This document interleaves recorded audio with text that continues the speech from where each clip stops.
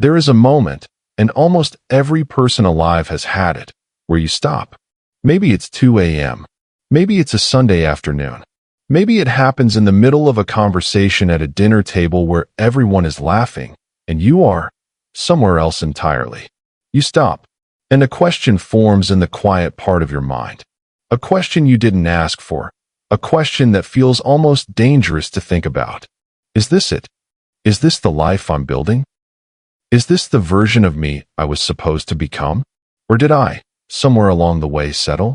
Not dramatically, not in one single catastrophic moment, but slowly, in pieces, the way a tide pulls sand from a shore, so gradually you don't notice until the beach is different and you can't remember when it changed. This video is about that feeling, that quiet, unsettling, deeply honest feeling. But more than that, it's about understanding why it happens. Because most people who feel it never actually investigate it. They feel the ache, and then they scroll. They open a new tab. They pour another drink. They get busy, and the question retreats, for now. But it comes back. It always comes back. Because the question is not random. The question is a signal. And this video is going to help you decode it. We are going to talk about the invisible forces that keep most people average. Not bad people. Not lazy people. Not stupid people. Just most people. And we are going to do it without the comfortable lies. Without telling you to just believe in yourself. Without a gratitude journal. Being the cure to a structurally misaligned life. This is going to be honest. It is going to be uncomfortable at times. And by the end, if you stay with it, you will understand yourself in a way you didn't before. That is a promise. Let's begin. Before we go any further, we need to define what we mean by average. Because average is not a slur. It is not an insult. And it is not about money, status, or how many followers you have. Average is a pattern. A specific pattern of how a person relates to their own potential. Here is what average actually looks like.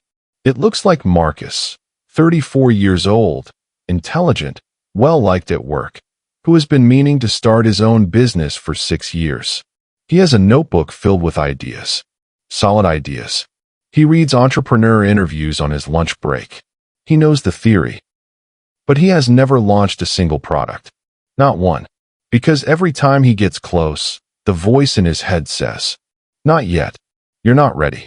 It looks like Priya, 28, talented designer, who stays at a job that caps her salary and creativity because the health insurance is good and the commute is familiar.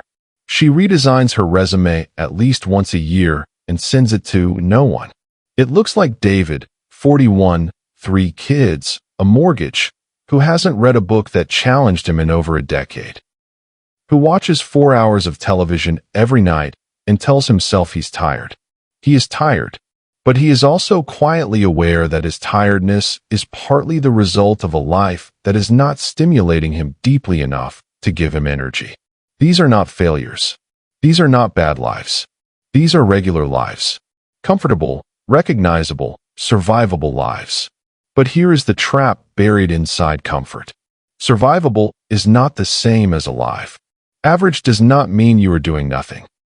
Average means you are doing just enough to maintain the life you have, while the life you want remains perpetually in the future.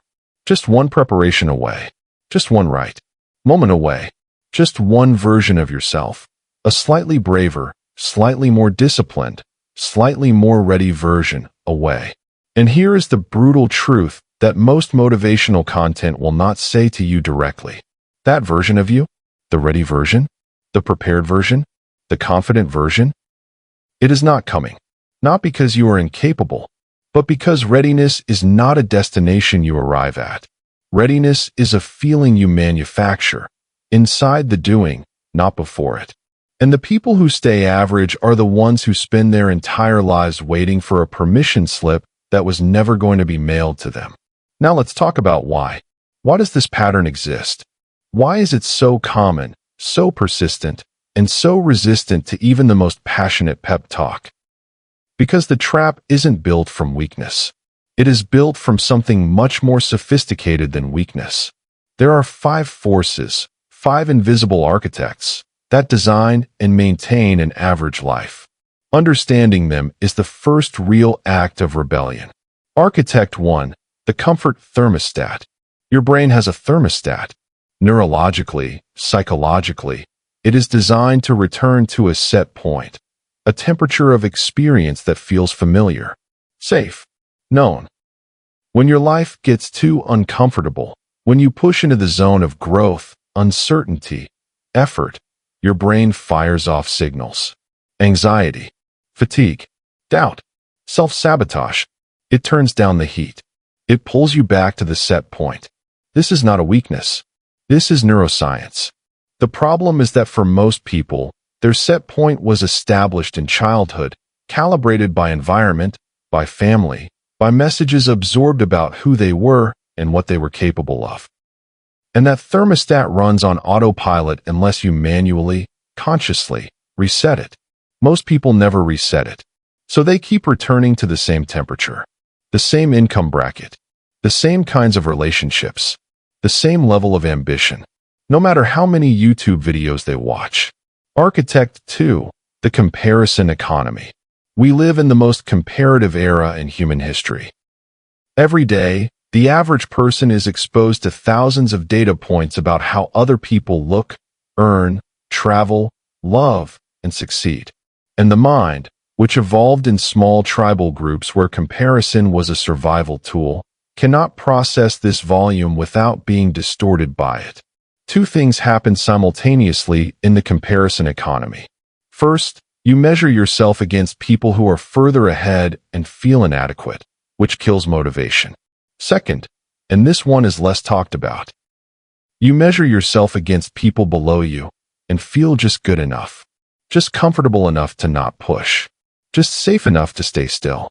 The comparison economy keeps most people in a permanent state of calibrated mediocrity, never desperate enough to burn it all down and rebuild, never inspired enough to genuinely accelerate.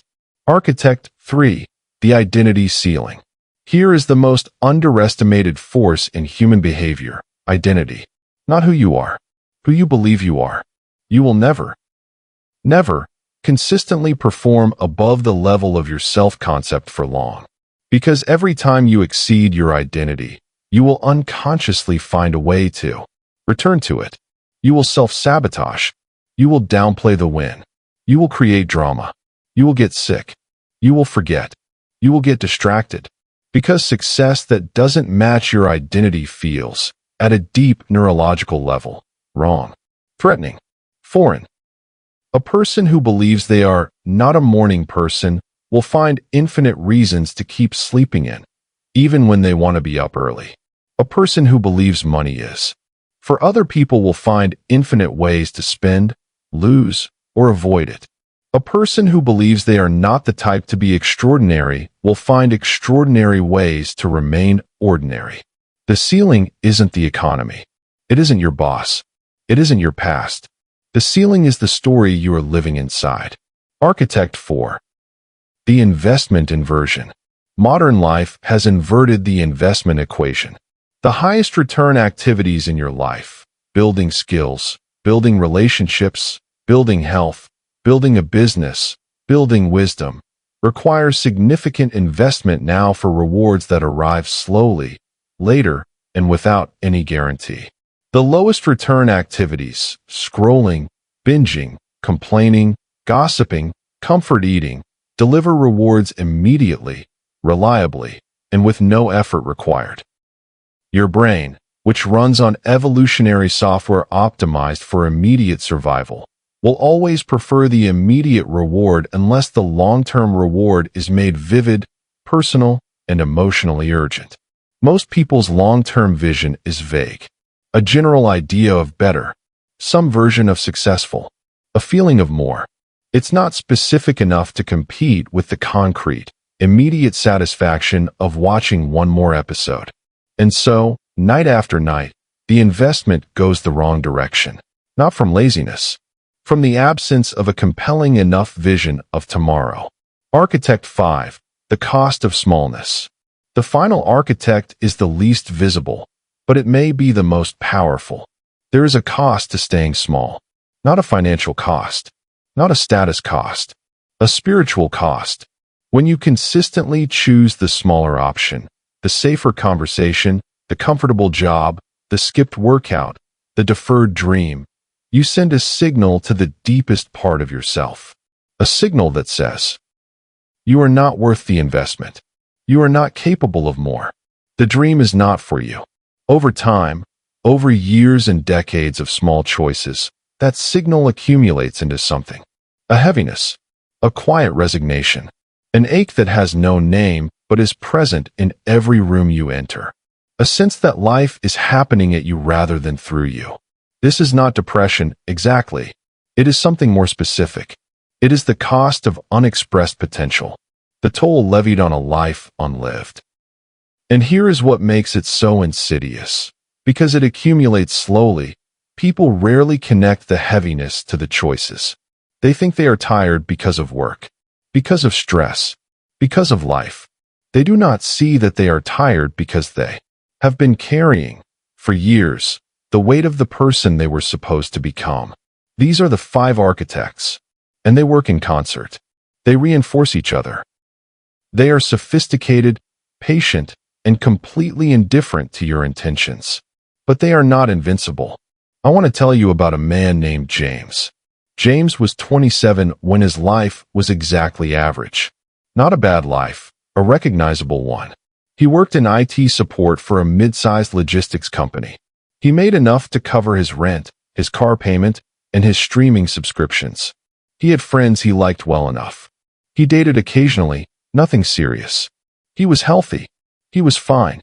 Fine. He had a dream, had always had it, since college, of building software. Not working on software for someone else. Building something of his own. An app, a product, something that solved a problem he actually cared about. He had taken online courses. He had started 3 different side projects in his evenings.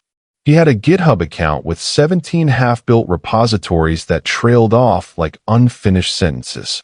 Every year, he told himself, this is the year I actually finish something. Every year, he didn't.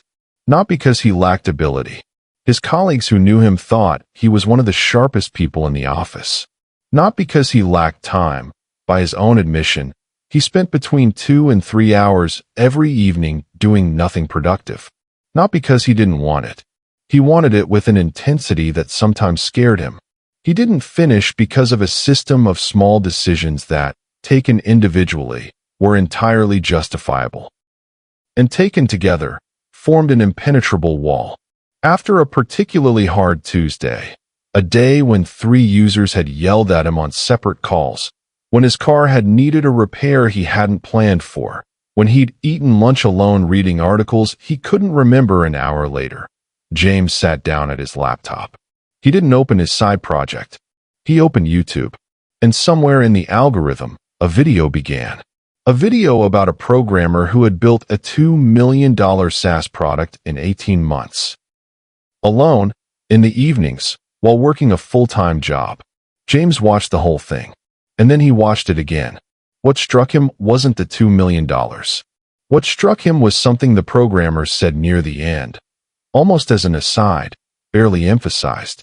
The difference wasn't that I was smarter or had more time. The difference was that I stopped waiting to feel ready and started treating my project like it was already real. Like it was a second job. Like people were counting on me. Even when no one was.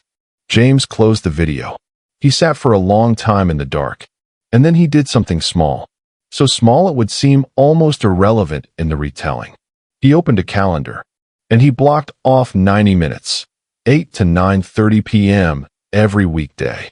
He labeled the block an non-negotiable. Not, try to work on the project. Not, maybe do some coding. Non-negotiable. The first week was messy. He missed 2 sessions. He sat in front of his laptop for 20 minutes one night, doing nothing useful, because he didn't know where to start. He felt the old pull. The voice that said this is pointless, you've tried before. But he showed up. 6 out of 10 sessions in the first 2 weeks. Which was 6 more than the month before. By month 3, something had changed. Not his circumstances. Not his job, not his income, not his schedule. Something internal had shifted. The project. A simple productivity tool for field technicians like the ones he supported every day had moved from idea to thing. It existed now. It had form. It had problems he was solving. It had a user interface that he had built with his own hands. By month 7, he had a working prototype. By month 9, he had 12 beta users from an online forum for IT professionals. None of them paid him, but they used it, and they told him what was broken, and he fixed it, and they came back. 18 months after that Tuesday night in front of his laptop, James launched publicly. First week, 40 paid subscribers at $9 a month. Not life-changing money, but it was real. It existed in the world. It had his name attached to it. It was a thing he had made, and something the 5 architects had told him for years. You are not the type, you are not ready, it is not for you, was exposed as a lie. Not by an epiphany, not by a mentor, not by luck. By 90 minutes a night, and the decision to treat his work as non-negotiable. James's story is not an exception. It is a blueprint that is available to anyone who is willing to understand what the actual mechanism of change is. Not motivation, not talent, not the perfect moment.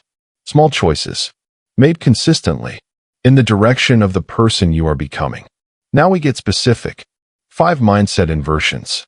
Not motivational slogans. Not Instagram captions. Actual cognitive restructurings.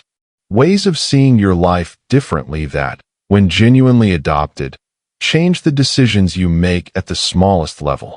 Inversion 1. From, I will do it when I'm ready, to doing it is how I become ready. Readiness is not a precondition. It is a byproduct. You do not get ready and then start. You start, and you become ready through the starting.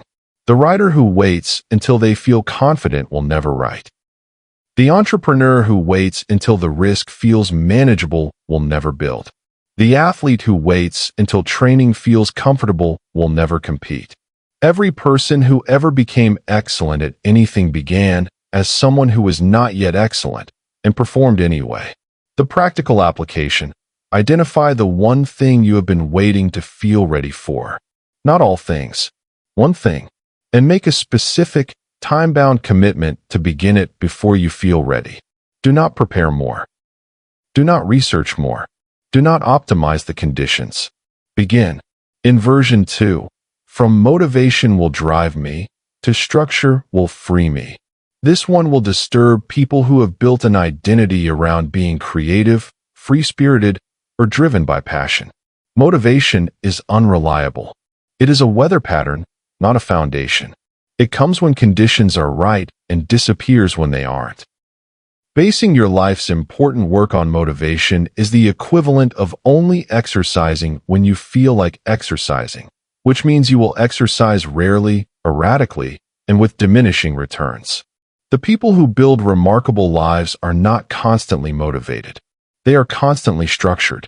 They have calendars that reflect their values.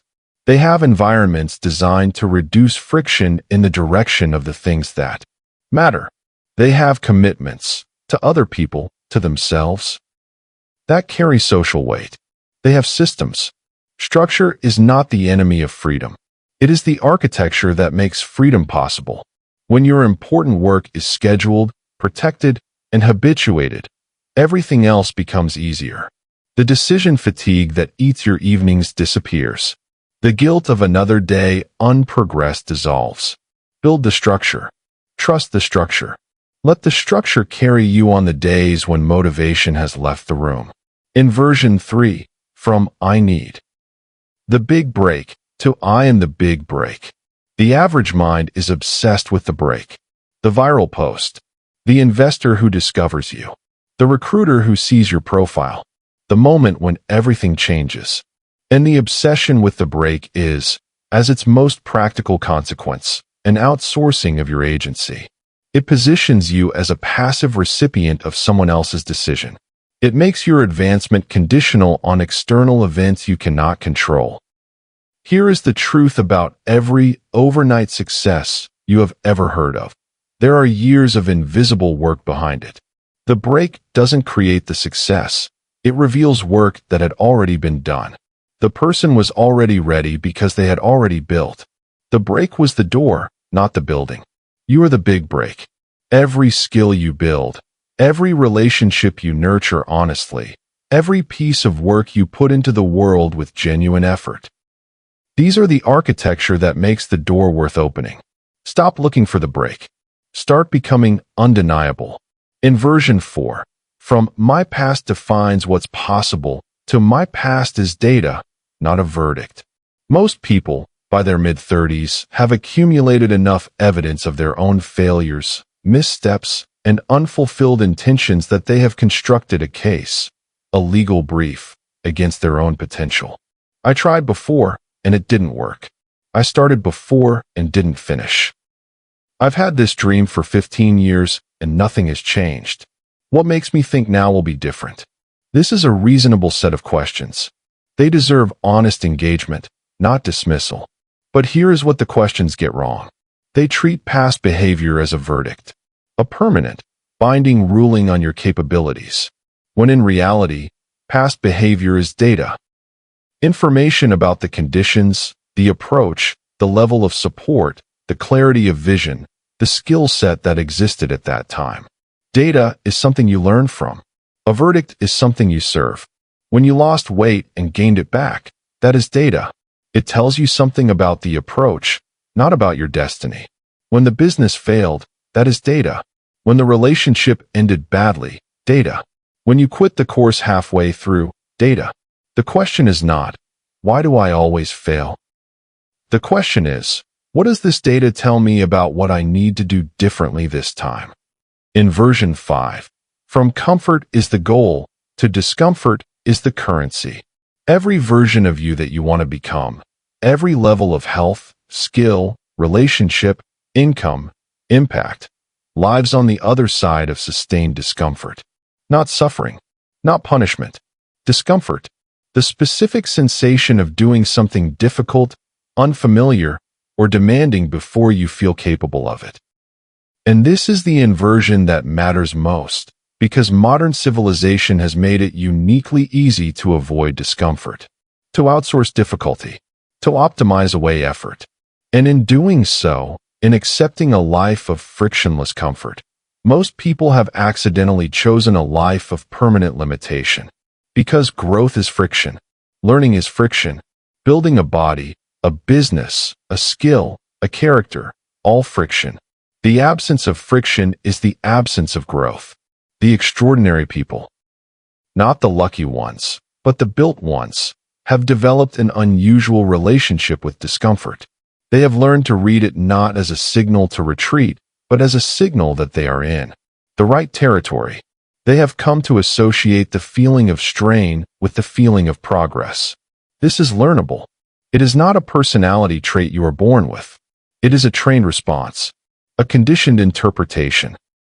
And it begins with a single decision to stay in the difficult thing 5 minutes longer than you want to make the phone call you've been avoiding, to write the sentence you don't know how to finish, to show up when everything in you wants to retreat. 5 minutes longer. Every day? For years. That is what separates the built from the wishing. Let's talk about what this actually looks like in practice. Not in theory, not in abstraction. In the concrete, daily texture of a real life being rebuilt. Because most people, when they hear what we have covered so far, feel a resonance. They nod. They feel something stir. And then they return to their regular evening and the resonance fades by morning. Not because they are weak, but because feeling something and building something are very different activities. The question is not, do you feel motivated right now? The question is, what specific thing will you do differently tomorrow morning? Here is the architecture, the practical framework of a different life. Define the person, not the outcome. Most goal-setting focuses on outcomes. Lose 20 pounds. Make $100,000. Write a book. Launch the app. The problem with outcome-focused goals is that they create a binary relationship with your life. You either achieve the outcome or you failed. They also position the identity change as something that happens after the result. I'll become a healthy person once I lose the weight, which is psychologically backwards. Start with identity. Who is the person you are becoming? What does that person do daily? How do they spend their mornings? What do they read? How do they treat their body? How do they respond to setbacks? When James, our previous character, stopped trying to build a successful app and started being a person who builds things and ships them, everything changed. Not the amount of time he had, not his skill level, his identity. When the identity is the goal, every action that aligns with it is a win. Every morning you wake up early is proof of who you are becoming. Every workout completed, every session logged, every page written is not a step toward a distant outcome. It is an expression of an identity you are actively constructing. This is not semantics. This is the difference between a goal you are chasing and a person you are becoming. Build the minimum viable commitment, not the maximum commitment, not the commitment you would make if you were your ideal self. The minimum commitment you can keep, that still moves the needle. The instinct, when someone is finally motivated, is to overcommit.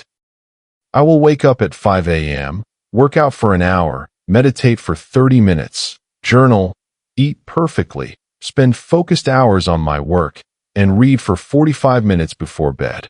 This plan works for 3 days. Then life intervenes. One element breaks down, and the psychological weight of imperfection cascades, and the person abandons everything, because all or nothing thinking treats a partial commitment as equivalent to no commitment. The minimum viable commitment is different.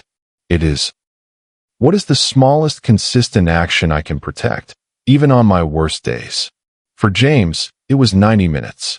On the truly terrible days, he did 30. He didn't call it failure. He called it the minimum.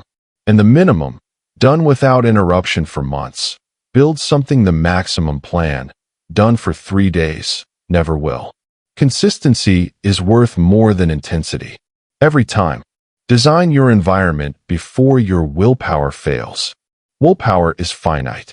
It depletes with use. It is lowest precisely when you need it most, at night, after a hard day, when the comfort pulls are loudest. Do not fight your environment with willpower. Design your environment to fight for you. Phone in another room during your work block. Unhealthy food not purchased, not just not eaten. Gym clothes laid out the night before. Book on the nightstand, not the TV remote. Your project's most recent file open on your desktop when you sit down.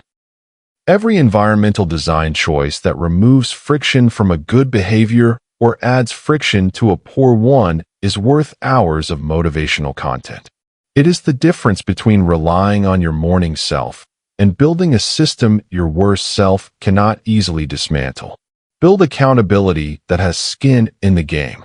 Telling yourself you will do something has the least psychological weight of any commitment. Telling someone else you will do something, someone whose opinion of you matters, has more. Having a financial consequence for not doing it has more still. Having a community of people doing the same thing alongside you has the most. This is not weakness. This is how humans are built. We evolved in groups. Our behavior is profoundly shaped by social witness. The athlete performs harder with an audience. The student studies better in a library. The entrepreneur ships faster with a co-founder. Use this. Find one person, one honest, invested person, and tell them specifically what you are building and what you will do this week toward it. Ask them to ask you about it. This single act will do more for your follow-through than any private resolution. I want to take a moment, before we close, to speak about something that does not get discussed enough. We talk about the potential you could realize, the business you could build, the body you could develop, the life you could create. And these things are real. They are genuinely available to you. But I want to speak about the alternative, not to frighten you, because fear is a weak motivator. It recedes. It numbs. It becomes background noise. I want to speak about it because it is true, and because somewhere in the truth of it is something that matters. The philosopher Bronnie Ware spent years as a palliative care nurse, working with people in the final weeks of their lives. She asked them about their regrets, and she documented what she heard. The number one regret of the dying, reported with a frequency that made it unmistakable, was this: I wish I'd had the courage to live a life true to myself, not the life others expected of me. Not, I wish I had worked less. Not, I wish I'd had more money. Not even, I wish I'd traveled more. The courage to live a life true to themselves. To build what they genuinely wanted to build. To say what they genuinely believed. To pursue what genuinely called to them.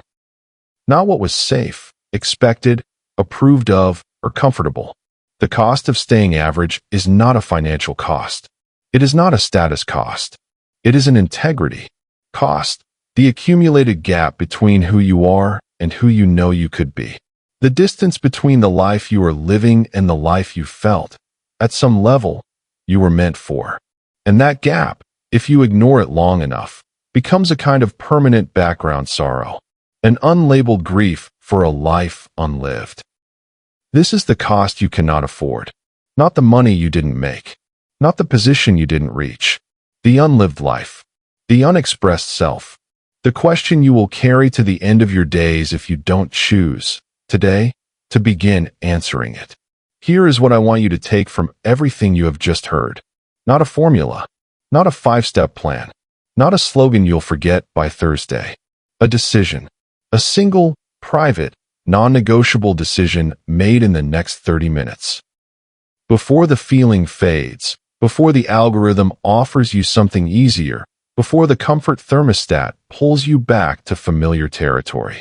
The decision is this: you are going to identify the one thing, just one, that you have been deferring to a better version of yourself. The one thing that, if you began it today and maintained it consistently for 12 months, would change the trajectory of your life. Not all things. Not a reinvention. Not a revolution. One thing. And you are going to define the minimum viable commitment for that one thing. The smallest version of it you can do consistently, even on your worst days. And you're going to schedule it. Right now. Tonight. Not tomorrow. Tonight. And you are going to tell one person. And then, and this is the part that will separate those who grow from those who stay still, you are going to start before you feel ready. In the next 48 hours. With whatever you have. In whatever imperfect, incomplete, unoptimized form it takes. Because here is the last truth I have for you. The version of you that you most want to become is not in the future. It is in the next decision. Not in the big ones. Not in the dramatic ones. In the small one. The one you will make in the next hour. Whether to do the thing or defer it. Whether to begin or to wait. Whether to be the person you have always been. Or to make, quietly, in a room no one else can see, the first choice of someone who is becoming something different. Most people will watch this, feel something, and return to their evening unchanged. Not because they don't care, not because they don't want more, but because the moment passes and the pull of the familiar is stronger than the pull of the possible. You do not have to be most people. You never did. The question was, is this it? The answer is entirely up to you.